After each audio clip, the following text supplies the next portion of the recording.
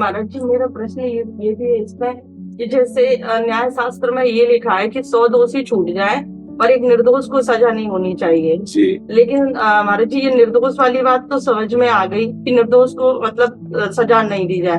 पर अगर महाराज जी आप मतलब जो हमारे पास है मैटर, उसमें दोषी के आधार नहीं दिख रहे हैं कि ये दोषी है, लेकिन आपको अपनी आत्मा बोल रही है, सब कुछ दिख रहा है कि ये दोषी है।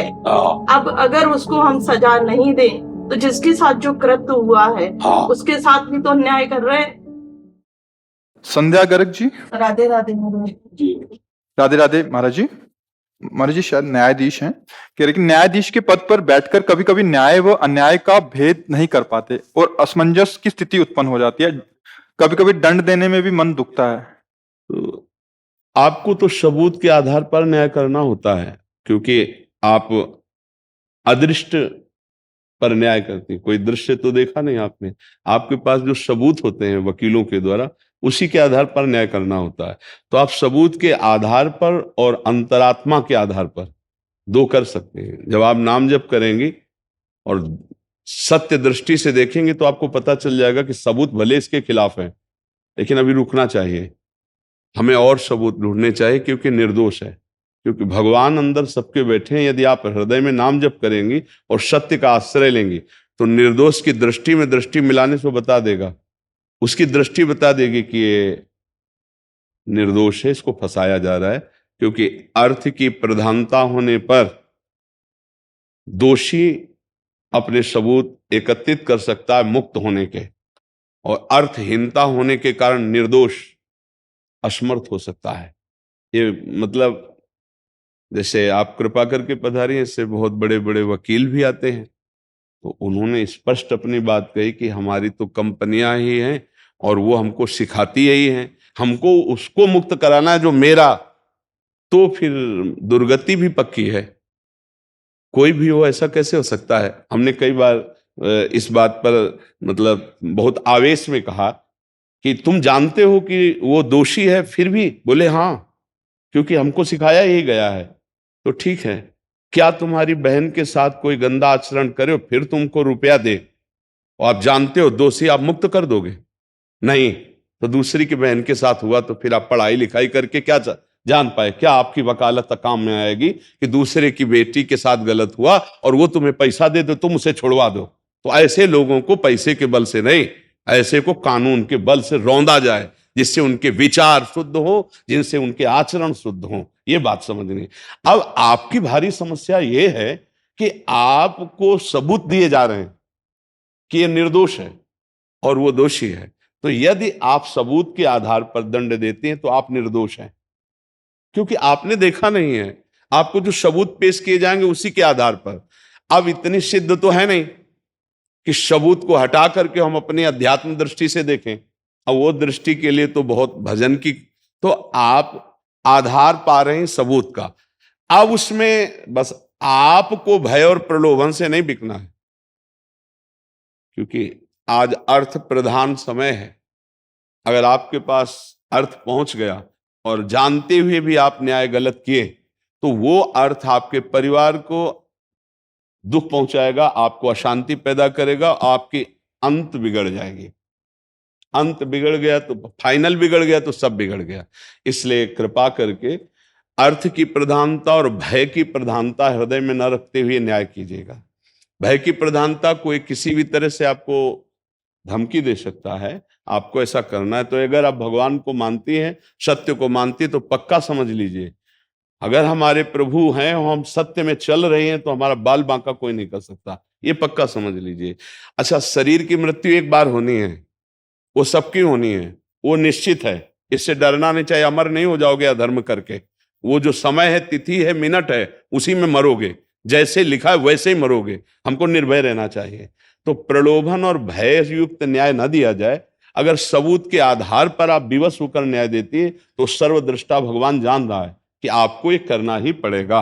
सबूत है उनके पास, वो आपको लग रहा है क्यों निर्दोष है, पर आप भी तो बंधन में हैं, सबूत पेश है। महाराज जी, मेरा प्रश्न ये भी है इसमें कि जैसे न्याय शास्त्र में ये लिखा है कि 100 दोषी छूट जाए और एक निर्दोष को सजा नहीं होनी चाहिए। जी लेकिन महाराज जी, ये निर्दोष वाली बात तो समझ में आ गई कि निर्दोष को मतलब सजा नहीं दी जाए। पर अगर महाराज जी आप मतलब जो हमारे पास है मैटर, उसमें दोषी के आधार नहीं दिख रहे हैं कि ये दोषी है, लेकिन आपको अपनी आत्मा बोल रही है, सब कुछ दिख रहा है कि ये दोषी है। अब अगर उसको हम सजा नहीं दें तो जिसके साथ जो कृत्य हुआ है उसके साथ भी तो अन्याय कर रहे हैं। हाँ, तो अंतरात्मा जब कह रही है और आपको प्रमाण मिल रहा है कि आप प्रमाण नहीं मिलते हैं कई बार, तो फिर अब इसमें आप असमर्थ पाई जाएंगे ना, फिर आपकी बात कैसे माननी होगी? तब भी तो अन्याय ही हुआ ना। तो इसीलिए एक संत जज थे, वो जज का त्याग करके यही स्थिति आई थी। जब उन्होंने मृत्युदंड उसके लिए निश्चित किया निर्दोष को सबूत के आधार पर, तो उसने आंसू भर करके कहा कि आपने तो कर दिया है, पर मैं सच्ची कहता हूं, मैं निर्दोष हूं और गरीब हूं। तो वो हिल गए एकदम, मतलब आखिरकार हृदय तो सबके है। उन्होंने आंख मूंदी और कहा, अगर कोई परमात्मा है, ईश्वर है, वो सबसे बड़ा न्यायाधीश है, तो मेरे हृदय में कोई संकेत करो या प्रमाण करो। ये इसके आंसू कह रहे हैं कि निर्दोष है। मतलब रोता तो सब कोई है, ड्रामे में भी रोता है, ड्रामे में भी नहीं लोग रोते हैं, लेकिन तो पता चलता है ना ड्रामा, असलियत में जो बात होती है वो हृदय को हिला देती है। 5 मिनट हुए, अंदर से आ गया निर्दोष है, अंदर से आया निर्दोष। तो उन्होंने कहा कि प्रमाण के बिना हम कैसे इसे बचा सकते हैं, हमारे कहने मात्र से थोड़ी हो जाएगा। आप मान लो कह दो मैंने इसको क्षमा किया, मैं तो आपके पास प्रमाण क्या है? फिर आपको कहा जाएगा कि आपको पहुंच चुकी होगी रकम, इसलिए आप ऐसा, वकील आपके खिलाफ हो सकता है कि सर हम आपको प्रमाण दे रहे हैं, आप उसके पक्ष में कर रहे हैं, इसका मतलब है कि तो उन्होंने थोड़ी देर के लिए भगवान से प्रार्थना की कि मुझे प्रमाण चाहिए। फिर वकील से बात की जो उसका पक्ष का था कि एक बार फिर नीचे अदालत से जांच करते हुए हमको तो समय रखा और इन के इन प्रकार उसको बचा लिया।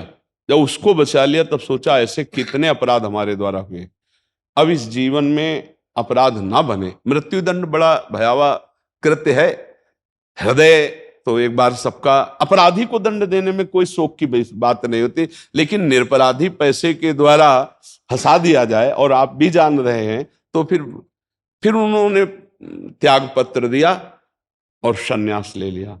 और ऐसे महात्मा हुए कि उनकी नस नस नाड़ियों से नारायण नारायण, क्योंकि ऐश्वर्य वैभव सब त्याग कर भगवान के मार्ग में चले ना, तो अब सच्चे बन गए। ये कंचन कामिनी गिराते हैं, अब वो सब था उसको त्याग के चले ना, तो नारायण नारायण नारायण नारायण। तो देखो, सत्य को साक्षी करके प्रमाणों के आधार पर ही आपको चलना होगा। आपका अगर हृदय कहता है ये निर्दोष है, तो आपको प्रमाण जुटाने पड़ेंगे। आपकी भावुकता प्रमाणित नहीं होगी। ये कानून भावुकता पे नहीं चलता है। भावुकता आप खुद देख लीजिए कि आपको, आपका भाव, आपकी अंतरात्मा कह रही है, लेकिन आपको प्रमाण जुटाने पड़ेंगे, नहीं आप कलंकित कह जाएंगे। कि विपक्ष आपको बोलेगा कि हमारे पास प्रमाण है, लेकिन आप जो, तो निर्णय आपका गलत है, या तो आपको अर्थ मिल चुका हुआ है, या आप धमकी से ऐसा, तो आपको अब उसमें आप क्या कर सकते हैं। इसीलिए भगवान को साक्षी करके जो सबूत मिले, जैसे उसी के आधार पर निर्णय करना होगा। कहीं कहीं आप बहुत विवश हैं, न्यायाधीश होते हुए भी आप विवश हैं, सबूतों के आधार पर विवश है। तो इसलिए मुझे लगता है कि भगवान तो देख ही रहे हैं आपके हृदय को, कि आप छल कपट या अर्थ की आदि की कोई भावना नहीं, तो आप फंसेंगे नहीं, मतलब आप इस कर्म जाल में नहीं फंसेंगे। नाम जप कीजिए सबूत के आधार पर, जहां तक हो सके। आप बचाव पक्ष में लग रहा है निर्दोष है, तो उसका बचाव पक्ष कीजिए अपने अधिकार के अनुसार, फिर इसके बाद भगवान पर छोड़ दो। होई सोई जो राम रचि राखा, को करी तर्क बढ़ावे शाखा।